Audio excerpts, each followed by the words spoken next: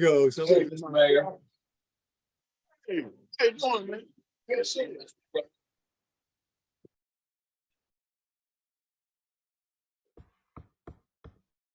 Right on time.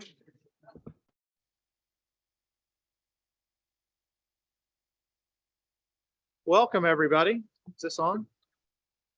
Wait a minute. I don't have Clark Goodman to turn it on for me. There we are. He knows you can't hear. Are we on? Yeah, there we go. I didn't have Clark Goodman to help me out there. Welcome, everyone, to February, what is it, 22nd? A couple of notes for the good of the cause. Today is the funeral services for Stephanie Moon Reynolds' niece. Preston Tyler, I think, is involved in that service today. We also want to acknowledge Kiwanis and Bill Longan, a longtime member of this club, passed away. His funeral service is coming up on Saturday, and it's a private service. His wife, Sarah, has expressed her appreciation for the card. I also want to acknowledge that, I don't know, something must be something in the water here or something, because we got people falling like crazy. John Bradshaw fell, and Rupert Cutler reached out to Matilda, and Matilda had to call 911 to get him to Roanoke Memorial Hospital. He's on the 9th floor in the critical care unit, but will be transferred when appropriate to a rehab center, the Carillion Rehab Center, which used to be a community hospital. She said he's not in pain, but finds it very hard to stand. So, sad note. On a happy note, Mike and Sarah Loveman have extended the Kiwanis family. They have a new granddaughter, River Daphne. Mike, did I get that right? Give me a thumbs up. He's on Zoom. River Daphne was born to Mike and Susan's daughter. And with that, we have today our introspection by John Montgomery. The song leader is Gary Dirk. And our Pledge of Allegiance will be Steve McGraw. John? Thank you, President Ben. I just started cards around with Glenn Pierce for John Bradshaw and the Lovemans. And I know people appreciate getting those. You know, we sent one to Bill Logan. It turned out that he passed shortly after we sent that card. But his wife made a point of telling me that it was appreciated. So I want to get those out. And President Ben and I hadn't actually compared notes, but he did allude to all the difficulties that our club has had. I'm not sure if you mentioned that John Bradshaw actually broke his hip, and that's why he's hospitalized. But Rupert has been in touch with the family and understand that there's some progress being made. He had surgery yesterday. So with the news of people, you think just what has happened since we met just last Wednesday.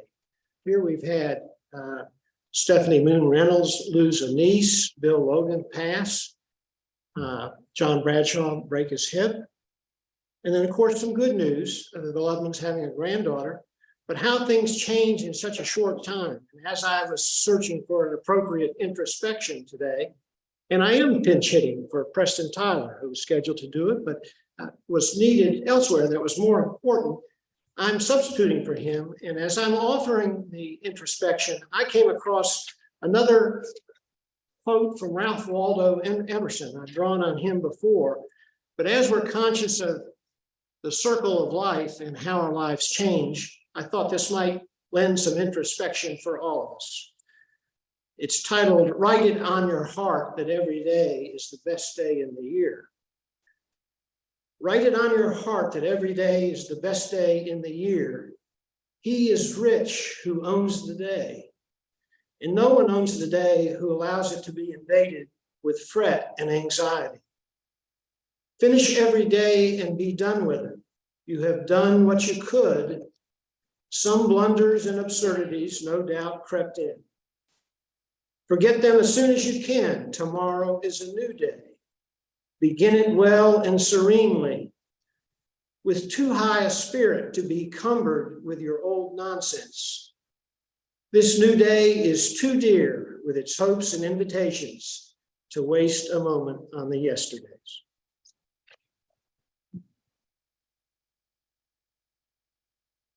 Thank you, John. I give you a quick, I just couldn't help but say this. Life is uncertain. Eat dessert first. And if this is a brag book, I'll pay it. But we got 3 past presidents up here taking care of the introduction for the meeting. Steve, myself, and John over here. So I thought that's pretty cool.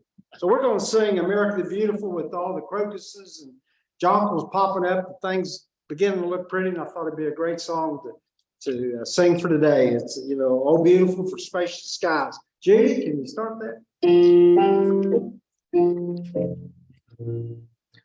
Oh, beautiful for spacious skies forever, ways of grace, for purple mountains majesty, above the fruit.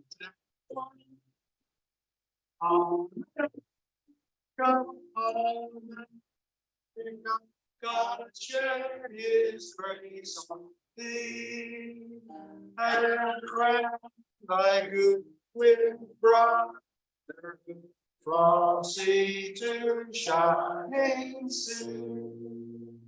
Thank you.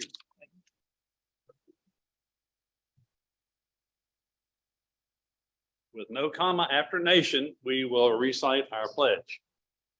I pledge allegiance to the flag of the United States of America and to the republic for which it stands, one nation under God, indivisible, with liberty and justice for all. You all get an A.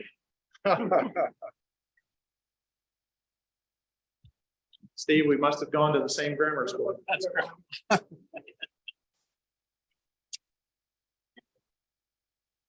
Today, guests will be introduced by past President Ken Briggs. Ken? Thank you, President Ben. And I get to start a new tradition today. Our club leadership has suggested that the person who introduces the guest share a little bit about why the person joined this Kiwanis Club and what he's gained from it. And I got to tell you, I was age 56 years old. I had a struggling small business. And I said to myself, if I joined that Kiwanis Club, I'd meet some important people. And I have met some important people. And what I've learned is that the most important people in this Roanoke Valley who are members of this club serve our community in so many ways and are not afraid to roll up their sleeves and pick up trash and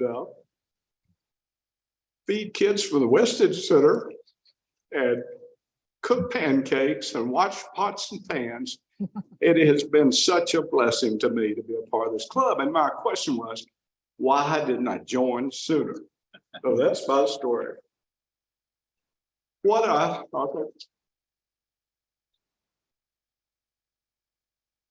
A number of guests today, including 3 Kiwanians from the Charlottesville Club.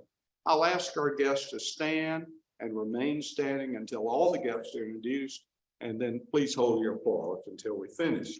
3 members from the Kiwanis, the Charlottesville Club: Wendy Cooper, Dennis Ball, and Erica Lamb. Okay. Yeah, okay to clap from them, but hold the applause to the rest of them. And they'll be introduced further later. Our other guests today, 2 from Family Services of Roanoke Valley, I believe to receive a grant, Linda Herschel and Rihanna Price. From Lawrence Transportation Company, Tammy Swader, who is the guest of Lois James. And I don't know who's running the city, Mayor. Mayor's got a number of guests here, including several from the city clerk's office, Susie McCoy, Ruth Vassetti, Windsor Nevitt, Cecilia Webb, and Jennifer McReynolds. The mayor also has as his guest Bobby Burrell. Please. And City Councilwoman Vivian Sanchez Jones. Please join me in welcoming our guests.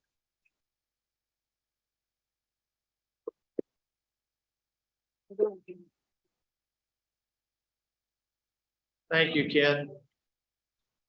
Grant presentation, just for the benefit of our visitors today. The Kiwanis Club of Roanoke sponsors this year 27 grants totaling somewhere in the neighborhood of $50,000, I believe. The source of that fund is threefold. It comes from a membership, of course, and in Kiwanis, our pancake and auction day. And the third source is our foundation. And thank you all for supporting all three of those legs to the stool that makes it possible for us to have Bob Haberman come and make a grant presentation today. Thank you, Bob.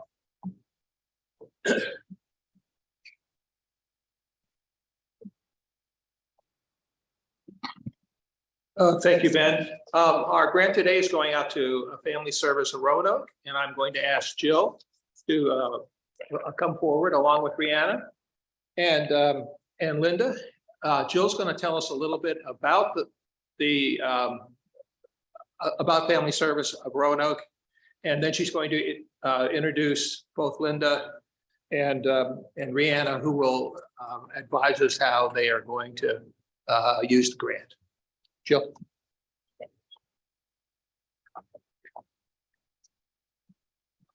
I'm a bit. Thank you, Judge Haberman. So Family Service Roanoke Valley supports individuals and families as they journey toward lives of emotional wellness, healthy relationships, and a future filled with hope. And many of you all know I'm the Chief Development Officer of Family Service. Very proud to have that role. We actually serve more than 2,000 individuals annually. We do counseling for all ages starting at age 2, programs for youth development from elementary through high school students, public guardianship for those 18 and older who need help making their life decisions, a personal affairs management program which manages the finances for those that are mentally incapacitated, many are veterans, a healthy relationship group program of those who have a history of using violence with their partners. And within the last year, a new initiative is that we place counselors at 3 area housing neighborhoods. The Kiwanis Club has supported Family Service Roanoke Valley since 1992. We're so grateful to the foundation and each and every member for supporting us. And I want to thank our strategy and sustainability manager, Brianna Price, for coordinating the Weidenberg grant. And now Linda Henschel, our president and CEO, will tell you exactly how the funds will be used. Thank you.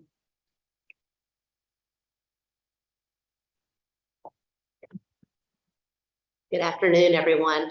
I pulled out my mask for this. I've been helping care for my mother the last couple of weeks who's been ill. So just out of precaution, wanted to take care of you guys today. I am equally humbled and grateful to be here today. The support of the Kiwanis Club of this area for family service of the Roanoke Valley is incredible. Your gift to us today will help us as we reach individuals in our community through our counseling program, particularly older adults in our counseling program. In the last couple of weeks, as I have been with my mother more and thinking about this day and the impact of the grant that you're giving and the people that we will be serving, I have really been humbled to think my mother, who is dealing with loss of her husband, her family members, her friends, and wanting someone to just have time to talk, to share those stories with, to share her feelings and emotions with, a person to be able to say, it's okay to be sad. It's okay to grieve. It's okay to feel the loss. And I think about people who may not have the support my mother has with family to be there for her, to encourage her. And I think about our counselors within family service who willingly come in every day with that mission of the individual in front of me. I want to help them see their ability to have healthy relationships, emotional wellness, so they know their future is full of hope in a way that might look different than it did years ago. But still, there are those in the community who are going to make sure that the needs are met and that there is somebody who can show care and compassion. You are a part of that. Thank you so much for being there for those individuals and for family service. Thank you.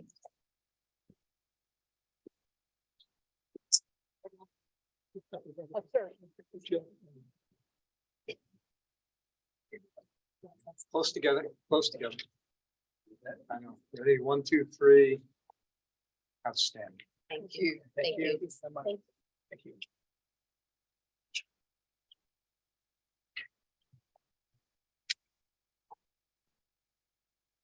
And to recognize our visiting dignitaries, we'll have John Montgomery. Thank you again, Ben. As the person who puts the times on the agenda every week, I'm particularly conscious of how well people are doing today and staying on schedule. And so I will, my streak is going to be broken. Is that what I'm doing? I, out of respect for our visitors, I'm not going to introduce them as fully as I certainly could. But please welcome our past governor, Dennis Ball, who was here when we hosted the convention. Dennis is also a candidate for international trustee, but I'll allow him to introduce the other guests. Dennis? Thank you. First of all, I did bring my key to the city that the mayor gave me in 2021 at the convention. So I understand it. He is second in command today and I am in charge. I'll take it off when I leave the meeting. And he is out. He does have his entourage here and his bodyguards and everything. But seriously, I'm just thankful to be here today. During COVID, during my governor, I did not get to travel as I normally did. I probably was down here. John was kidding me about making me a member. I was down here so much with your pancake days and other celebrations and your 100th anniversary. But I just want to say thank you to the Roanoke Kiwanis Club for all they do in this community. It's not going unnoticed. As you know, during governor, my theme was spread the word, and you did a great job. And we're privileged to have John as the editor of the magazine. And so he is definitely spreading the word. And I know I just took Eric's speech, but that's too bad. I would say before I introduce the other guests from Charlottesville, I would like to thank Mayor Lee for all the work he does for the city and for the area, but also I'd be remiss if I didn't thank him for all the work and energy he gave to the Commonwealth of Virginia during his tenure in various positions in the Commonwealth. And thank you very much for that. Thank you. That's where he and I go back several years ago. Some of y'all weren't born, but a long time ago, where we worked together in different positions in the state. But thank you again. I would also, now I'd like to introduce our governor-elect, which is Eric Lamb. Eric Lamb is a member of the Charlottesville Club. He also is a full-time, he's executive director of a program called Ben Hare Swim for Life, which is a program that provides swimming lessons and for children in the Charlottesville area. Over 100, I think he told me it was probably 75 different languages spoken. It's just an amazing program with the mission of no child in the area will not have swim lessons available. So Eric, it's all yours. That's short enough. All right, hold on. I'm sorry. One more thing. Mayor Lee, I would like to give you a challenge coin from the Charlottesville Kiwanis Club from our 100th anniversary. And I'd also, Ben, I would like to present one to you as well. Thank you. So thank you very much. Thank you. Thank you, sir. There is a long-running joke in, Capitol. You tell Dennis he can talk for 1 minute and 3 hours later, you'll still be there. But I promise I won't be as long as he was. So I just wanted to say congratulations on you guys finally achieving, I know for a little bit now, the largest club in the Capital District. That is something to be proud of. And so anyone that knows me knows I am all about celebration. Little wins turn into big things, and you guys have been achieving that for a very long time. So congratulations, and I look forward to the friendly competition between you and Richmond, believing you guys will maintain that title. So I did want to say thank you to John for being our district editor. He's doing an amazing job with that, with that publication. If you aren't getting it every month or every quarter, please read it. He puts in a ton of work for that. I also want to say thank you to the Hartmans for being presenters at our mid-year conference. If you have not already registered for mid-year, the official cutoff date is Friday, so please do that. We have an exciting Saturday full of cool education topics that we haven't really covered before in Capitol. So I would encourage you to come and have a fun week with us, or a fun weekend with us at Crystal City. On the way in, we had the privilege to drive by your amazing park, and it is beautiful. I've seen pictures of it, never been there in person, but it is quite a gift to the community that you all have built. And I am excited to come back soon and see your addition of that new nature trail part onto that park. So I just want to say thank you for having me today. And I want to give one little plug for myself for next year. My governor's motto is going to be making tomorrow today. We have to work hard today to ensure that our next generation is going to lead us very successfully. So we just want to thank you guys for having me, and I am looking forward to hearing from the mayor once again. So thank you much, and thanks for, and congratulations on being biggest one. Congratulations. Thank you.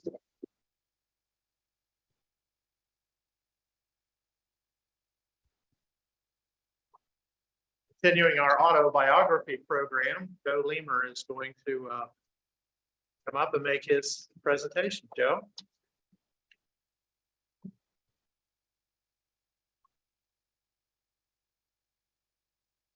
Thanks for you all listening to my autobiography. I was born in March 24th, 1948, and I have good company on that date. Sherry Hartman was born on the same date, not the same year, but the same date. So I figure I'm traveling in good company here.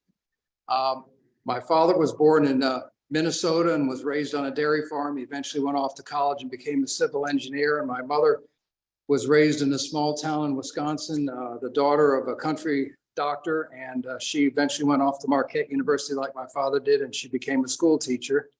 I'm the third of 5 sons.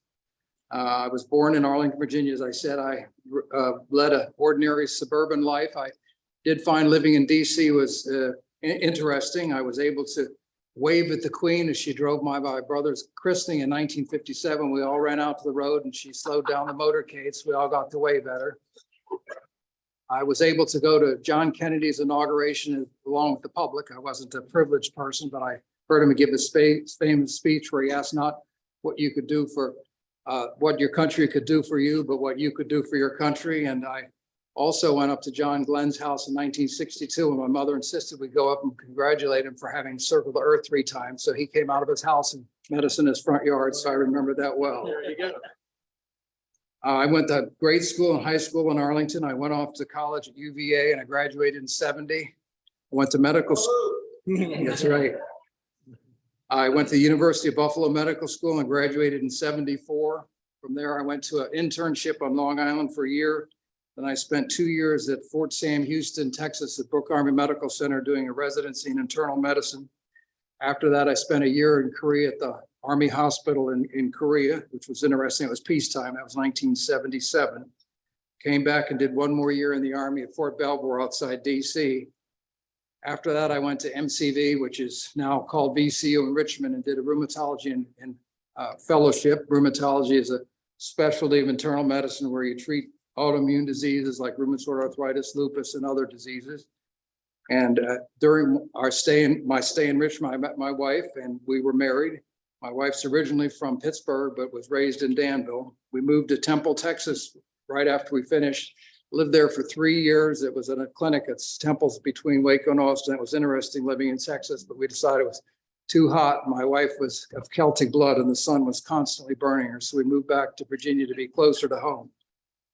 After we moved to Roanoke, I joined Lewis Gale Clinic in 1984, and I stayed there until I retired at the age of 69 in 2016.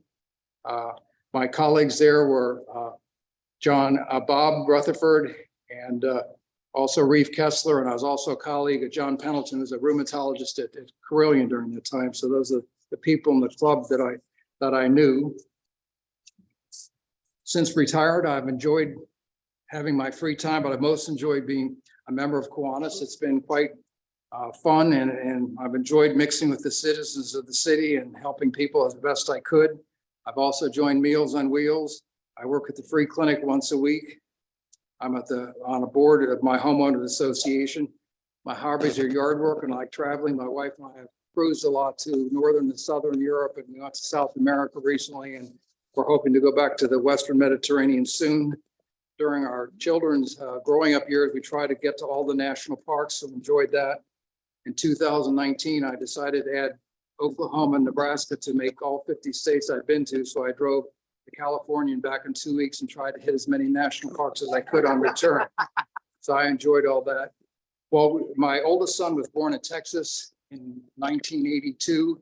His name's Eric. He's now a lawyer and lives in the DC area with his son and his wife. And my other son, Alex, was born in 1987. He's a physician who lives in Atlanta with his wife and his daughter. So we get to travel to see them frequently. The last part of my talk is a section I would title Little Brags or Little Known Unknown Facts About Me. They're sort of borderline, I would call brag bucks, but my most noteworthy thing, and I don't know what people say about this, my godfather was Joe McCarthy of Wisconsin. That's my name, Joseph. I'm named after him. A disclaimer is I was born in 48. He gave his first speech about anti-communism in 1950. So he was not on the radar as being infamous at that point in time. I've also been a co-recipient of the Nobel Peace Prize twice. Once as a member of Physicians for Social Responsibility, and again in 1999 as a member of the Physicians Without Borders. I was one of many thousands of people who awarded the award, but I figure that's a thing that's of noteworthiness. This last year, I obtained dual citizenship of Luxembourg. Both of my parents are descendants are from Luxembourg, and I applied to regain my citizenship, and I was granted the citizenship, and now have an EU card, so I can travel through Europe on my EU card. My also things that I have claimed to fame, I should say, I've been to 2 solar eclipses, one in Virginia Beach in 1970 and South Carolina in August of 17. I hope to attend the 3rd solar eclipse or be present at it in Texas. It's in April 2024. I also years ago got my private pilot's license, but I haven't flown since because I'm not instrument rated. And I was, along with my son, I'm an official weather observer for the Weather Bureau. We see major weather events, you report to the Weather Bureau. So I'm certified in that. I'd say that's my life history in a nutshell.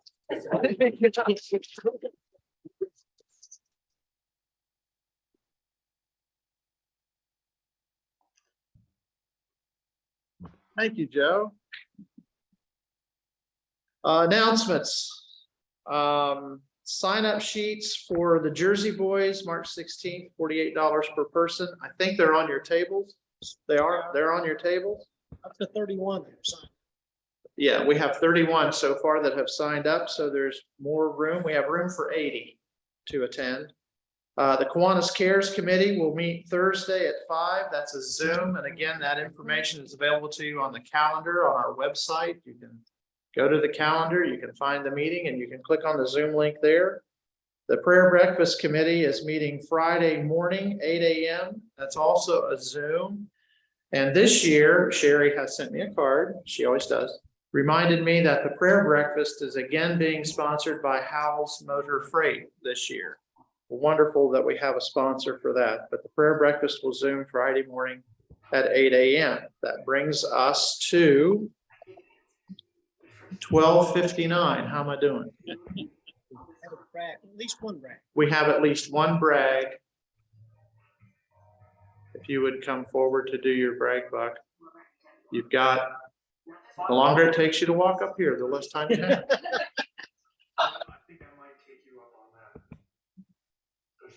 Michael Braca here. It's a multi-part brag. So I'm chairing KPAD this year. And I've assembled a leadership team. I'm going to brag on them just for a minute. When I assembled the team, we met early and I challenged each one of them with an action item.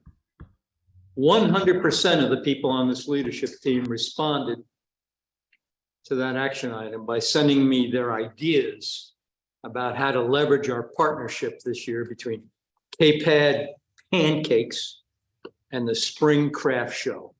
I cannot be thankful enough for the opportunity to work with people that are coming up with creative ideas. And one person in particular is going to get called out today by name. That person is Amy Carter. She's not on the leadership team. She's not on the operations team, yet she came to the meetings and came up with some terrific ideas. Can't thank you all enough for being who you are. Thank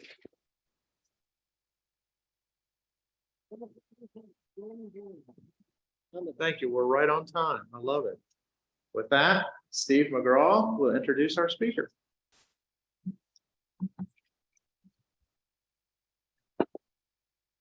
Thank you, President Ben. I'm going to take the privilege of the microphone and brag on, excuse me, the fact that not only did I bring in 2 new members in the last 2 months, Ron Perdue and Nancy Horn, but also brought the mayor in a few years ago. So you're welcome.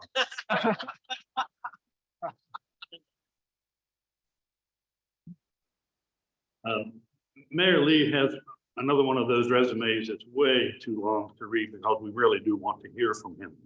So what I can tell you is that he served 5 years on the Roanoke City School Board before being elected to Roanoke City Council in 2004, and then elected as mayor in 2016. He says that one thing I can mention on his resume is that he is on the Virginia Union Athletic Hall of Fame. Please join me in welcoming Mayor Lee. Remember the title?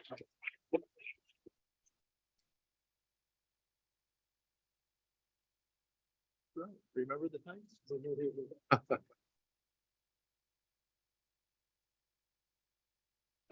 Good afternoon, everybody.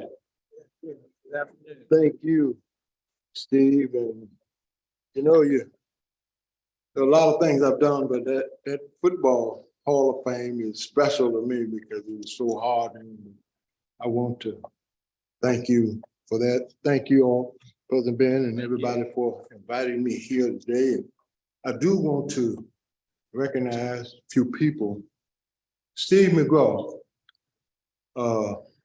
I followed him through the years in the political arena, and I have admired the way that he works with people, regardless if you got an R before your name or a D. Steve is a special person. I appreciate that, and he twisted my arm to make sure I come down here and be a part of the Kiwanis. No, I didn't. And I thank you, Steve, for that. And I'm so sorry to see him retire, but I hope he enjoys. I got a good replacement, no problem. Okay, all right. That's good news. And also Dennis. Dennis Ball and I worked with the Department of Corrections, Probation and Parole. And Dennis, we're friends, we work together, and our experiences with the Department of Correction was significant. And I met him this morning, and the first thing he told me, or mentioned to me, was you avoided the publicity on the parole board. And I said, well, Dennis, that's okay. I avoided the publicity. I didn't need that kind of publicity, but we did it. The parole board was a political football in the last couple of years in the election. But I've come full circle with the Department of Corrections and Corrections, but it's good to see you. I hope you figured out what that key will get you into here in Roanoke. You keep working on that. I do want to recognize our former mayor, Mayor David Bowers, who I've worked beside and sat beside for I think 8 years on Roanoke City Council. I appreciate the things that he's done for this city. And of course, my former colleague on council, Bill Bestpitch, and then my colleague, my colleague on council now, Vivian Sanchez Jones, and the people that run Roanoke City, right over to my right, the support staff.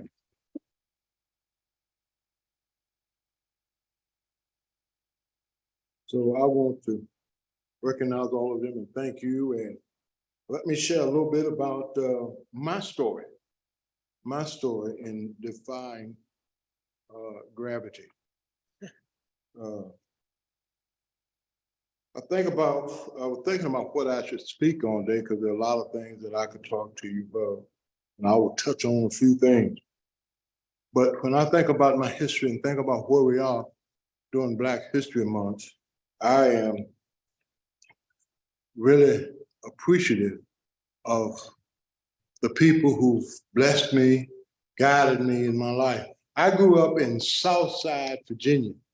That's Danville in Pennsylvania County down there. And without giving away my age, it was during the period of segregation. And I attended a one-room school from the first to the 7th grade. And we had outdoor restrooms. And when you grew up fast or were tall as I was, you had to take your turn and go into the spring with buckets and bringing buckets of water back. So when my grandkids hear me talk about that, they say, "Granddad, how old are you again?"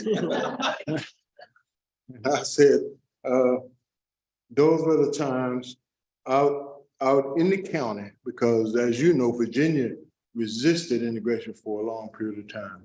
And I've had some of my friends when I went to college that lived in Prince Edward County. And you learn the history about what happened there. The schools were closed because of the differences regarding going to school and segregated schools. But I'm very appreciative that my parents, who were hardworking people, and I think if there was anything such as a middle class, we didn't know, but my father had a job at the Goodyear Tire and Rubber Company in Danville, and he made a pretty good salary. My mother worked, so I could say I was raised in a quote middle class or lower middle class family, but they taught us values, and they reminded us, my brother, I have a brother and a sister, not to get caught up in a lot of things. Do what's right. Do what's right and obey, abide by the law. Now, we'd go to movie theaters and there was a sign that said colored and white. And we knew that you didn't go down, as some would try, well, I'm gonna go downstairs at the Roanoke Theater in Danville. And our parents taught us, you do what's right. You may not agree with certain things, but you do what policy, what the law says, and so we abided by that. So we didn't have any trouble. I didn't have a lot of trouble doing that, because at the time that if I got a call, my father got a call from anybody, school teacher, preacher, a neighbor, I didn't have a chance. Nothing I said mattered. It's what they said. And he had a big leather belt that made a difference. So I grew up in a way that says I'm abiding by the root, whatever they are. But I thank them for their developing me and my family, my sisters and brothers. And so it was a tremendous time of learning. And when I was in the 5th grade, we moved into a normal, regular school in the area. And so that made a difference. And I went on from there to graduate and attend college. Went to Virginia Union University. And I got there, I played football. And in my senior year, and this is a true story, I told some people this. In my senior year, I got a letter from Tex Schramm and Tom Landry. I was one of 150 players. They wrote a letter saying I was one of 150 players that the Cowboys were considering to draft. You know, they narrow that down as you get close to draft day. And they send you pictures of what it's like to live in Dallas. And if you're a Cowboy, you're set pretty much. You stay a Cowboy. And they just wanted to make sure you keep your waist down. Sure your waist is not too wide. But it was they sent that to me And they sent that to my parents in Danville. And they got that. And they decided to tell everybody that their son was going to play for the Dallas Cowboys. And, you know, so I'd go home at a break in college and everybody said, hey, there goes Sherman. He's on his way to Dallas, man. Let's meet him now. Shake his hand, Sherman. You remember us. And being a young guy, I said, well, I didn't want to tell him what that meant. It said you're a possible of 150 people. You're a possible draft choice, but you're not a draft choice. But I had to play that up, you know, it helped you with the girls and it helped you with all of that helped. So I couldn't let that go. And anyway, we got the letter, I got the letter, and it has some fine print. The print says on draft day. Now, back in that day, back in the 70s, there was about 18 rounds of the NFL draft. Wasn't like you see it today. But on draft day, or near that, we'll call you if you're going to be drafted right the day before or right during the draft. We'll give you a call.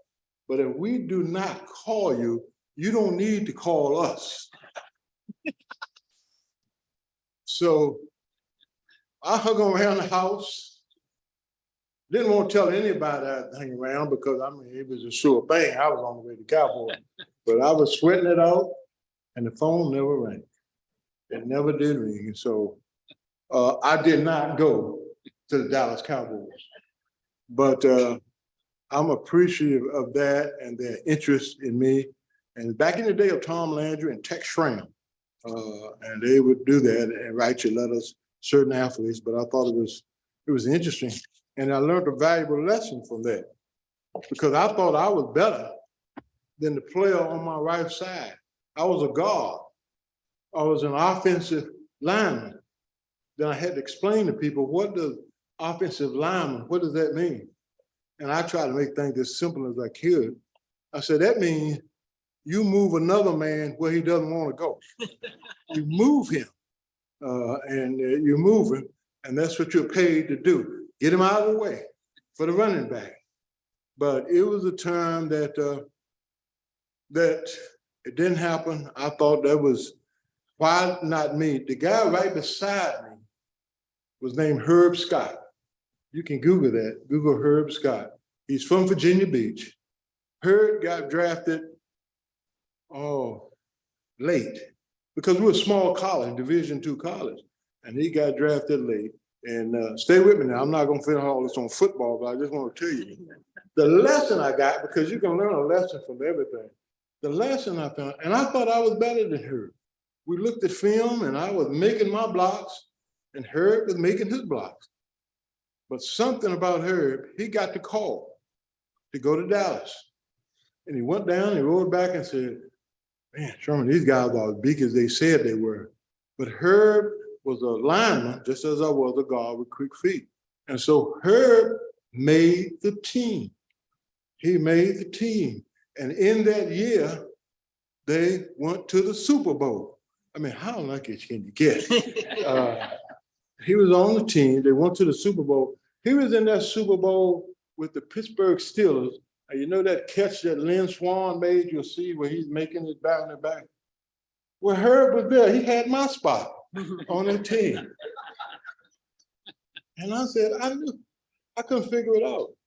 But the lesson I learned was that it doesn't matter how much you think you are. Your thought doesn't mean anything. It's what they think you are. And I learned that. I can say I'm the best. I felt that, but that wasn't the case. So that was a valuable lesson I learned that went with me throughout life.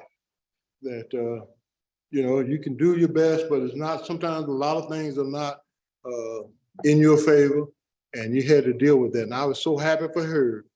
He didn't share any of his Super Bowl money. And he played 10 years.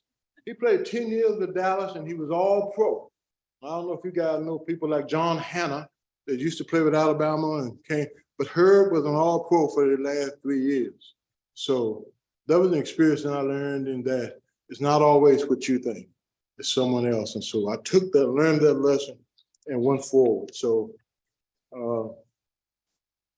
I'm so appreciative of the opportunities I got. I thought that was the end, but say, look at me now. You're the mayor of a 100,000 city, 100,000 population city. So go ahead. So, you know, it tells me that God has a way of making things work out. You take it, you deal with it, and you go forward. And that's a good thing. So I thought that was a life lesson that helped me. And so, and I carried that with me throughout. And so my term time on the school board and working in public service has been a joy. There have been some difficult days, but it's been a joy. All right, now let me transition to where I am now. And I'm so proud to be the mayor of this city. This city, I think, and I do congratulate my former colleagues in the work that you had, because it's a tough job. It's a demanding job. But I think this city is a progressive city. It's doing a lot of good things, as you see. Our populations are growing. We have our issues, and I'll talk a little bit about that too. But we're a city that's making great strides, and I'm proud to be the mayor here in this city. And we're continuing our strides to recognize and honor diversity in our city. And we have a history that represents diversity in our city. And you look at our population, especially in the African-American population, it's about 28%, give or take a few people in the city. But when I say progressive, this city has elected two African-American mayors, vice mayors. Our clerk, current clerk of circuit court, is an African-American woman. Our sheriff, even though our sheriff is an African-American elected, and I think at least two sheriffs have been African-Americans. Our commissioner of the revenue, a former commissioner of the revenue, Sherman Hollins, is an African-American. And even though they're not elected, our police chief, several police chiefs, at least two, have been African-American, and our superintendents. And we've had a number of superintendents. So it's that kind of climate and environment that we work in. And so it's not about what your race, it's about what you bring to the table. It's about how people feel that you're committed to doing what's best for this city. And I'm proud of this city for that. And so those are the things we're doing. We're a city that's proud of our commitment to diversity, equity, and inclusion. And we just don't say it, we do it. We do it. And that's so important in times such as we live in now. And again, I say that Roanoke is a really safe, caring, and economically vibrant community in which all citizens, I say all citizens, have equitable opportunities to do, to live, to learn, to work, play, and prosper. That's what we're doing, and that's what we're working in. As a member of the governing body, that's what we want in our city. And we're inviting people to our city. I think the things that we're doing in terms of population coming back, we've gotten so many positive recognitions on things that we're doing. And you know, as we worked our way, and I could go on and on, but I just want to share some things. Like we worked through COVID, and COVID, which paralyzed our country, and we're still recovering from that. The federal government gave each city grant money to deal with COVID, to bring people back to work, or to help people get vaccinated, all those efforts. We, as a city and as a council, decided not to go, as they accuse us of doing, in the back room and divvy up where money should go, that grant money. I think we got about $64 million. We put an advisory committee together of 36 citizens from all sectors of our community, the medical profession, the legal profession, lay citizens, and sometimes we forget that, lay citizens, and everybody in the community to share with us and tell us where we should best spend that money, to tell us that. And each council member chose people that they recognized in the community that could help us. We did that. And I think we've done a good job with that. And the National Civic League wrote us and sent me a letter saying, can you share with us what you all have done in Roanoke, Virginia? Because, you know, I got calls from San Antonio, Texas, Detroit, Michigan, those cities that says, we're getting criticized because we didn't include the community. We didn't engage the community. And that's something I admire about our council and what we do. We engage the community. Just don't sit back and do it. We want to know how you feel, where you think it should go. And I think that really, really impressed a lot of cities in the country. And they want us, and they're coming back, and I'm going to be on TV talking about how we did it, what we did, because they said that's the way to go. And that's why, again, one of the other reasons I'm proud of this city, because we did that, and proud of those that I served with on council, even as far back as a mayor, because, you know, you recognize when you get in this position, there are things that you're going to build on. A lot of things will start that we may start right now, may start, well, in the next 10 to 15 years. I probably won't be there. Good chance I won't be there, but those things will go on and you build on that. And that's the great thing about our city and the people. We have a empowerment advisory board that comes together and we talk about making sure that every decision we make downtown, that's what some people call here, every decision we're looked at through the lenses of equity, through the lenses of diversity, through the lenses of inclusion. Whatever decision we make, that's what we do. And I think that's something that, as I see cities struggling around the country, that we have moved on from that in Roanoke. And we're building, as you see, we're building a lot of things downtown. We're building developments are being built around this city. And last night we had a good meeting on what we're doing for affordable housing to make sure people can find a place to live. And dealing with rent, people are tough. And see, we can't just as a council member, we just can't go away and just look at things and hope that it moves away or it takes care of itself. We have to make those tough decisions. And you only got a limited amount of money, so you have to make decisions. And we're so thankful that we got people, we got support. Carillion, the big supporter of this city.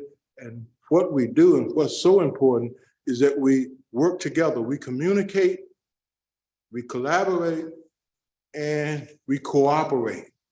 And that goes even beyond just in the city.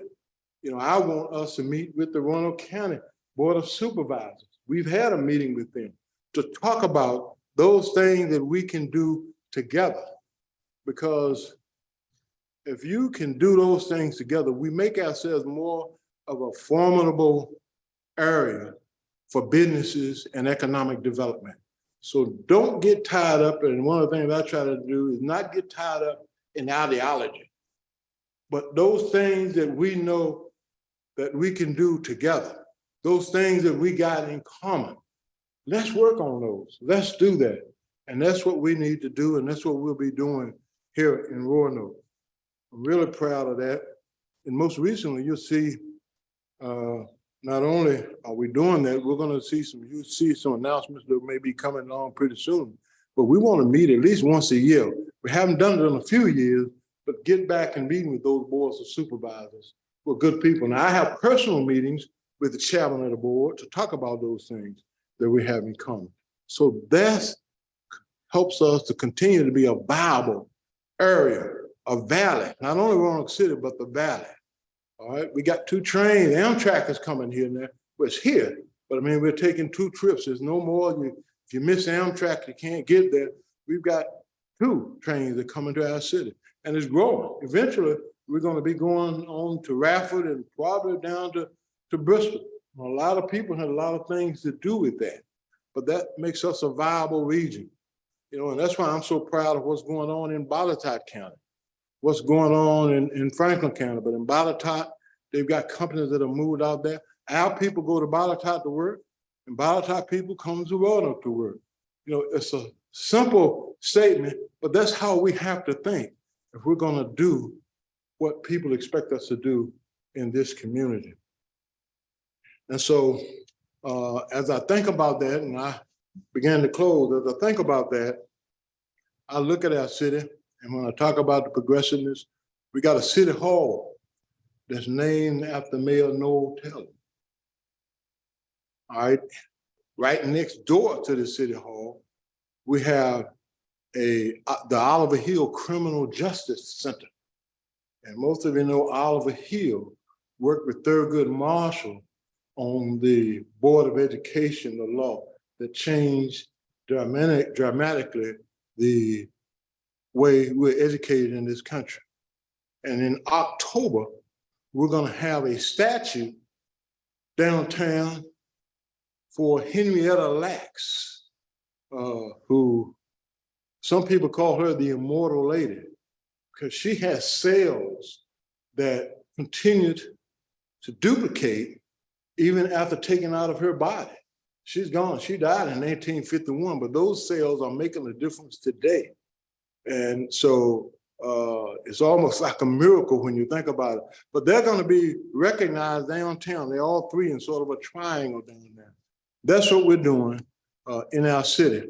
And that's what I think about when we talk about Black history and the things that we have done in the community. And so I want to thank you all for all of those things that we're doing and supporting this city, especially those of you who are residents of the city. And there's a lot of things that are happening that I think will make the difference as we go forward. But let me say that we have to continue to work together. Now, I'd be remiss if I stood up here and didn't tell you anything about the serious crime and gun violence that affects our city. It's like a council, but we're working on it. This council is committed to doing some things. You're gonna hear a lot of news about this and who's spending that and who's doing that, but we can't lose focus of what we have to do. And a lot of the issues that are going on, but I'm encouraged because of people that are committed, that I work with. Vivian Sanchez Jones, Bill Bashpick was there, David Bowers was there, in terms of the commitment and dedication to this city. We all want the same thing. We may have different ideas of how to get there, but we all want to get there to make this city a very caring, continuing city. Now, we have to resolve, we have to do what we can with gun violence. And I think we're doing that, and it's gonna take, again, cooperation and collaboration, but we're gonna do that. Homelessness is a major issue. We're doing, and we talked a lot about that last night in terms of ideas and things that come up. Everything's on the table, and we're working to that end to make sure that those people who want to come off the street. Now, you must understand that a lot of people don't want to go in an environment where they're told when to go to bed and when to get up, you know, and we've seen people, and you get the attitudes and the problems of mental health and drug addiction are there. Opiate, something that you don't hear a lot about, but we have a lot of people committing suicide and dying because of opiate and fentanyl. That's there. And they're getting fentanyl tied in with opiates and all of that. Those are issues. I can't turn my back on it and just hope it goes away. Doesn't work like that.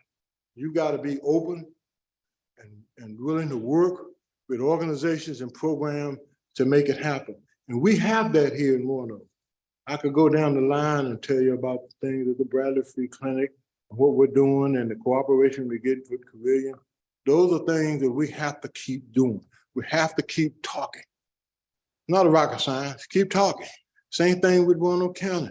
We got to keep talking, keep communicating. And if we do that, at the end of the day, you can do everything you can. And if it's not where you want to be, you gave it your best effort. And that's what I ask my colleagues on council. Let's do it. Let's work hard to make sure we commit our efforts to these citizens that elected us and appointed us to our office. So again, I'm proud to be a Kiwanis and know the people that I know. And I'm proud to be mayor of the 7-time All-American city. And always, since the mayor here, because once you're mayor, you're always mayor, good or bad, you don't need to be the mayor. But we got those All-American awards, that you're a part of some of them. And I'm proud of that. And those awards just don't give them out. We lost this year. We would have been the only city in the country to get the 8th All-American award. But I think San Antonio cheated, but I think they cheated. They knew somebody, one of the judges, I think, was somewhere in Texas. So I think they cheated, but we gave it our best shot. But thank you all. Continue to be safe and continue to lift up this city. It's a great city. Thank you so much.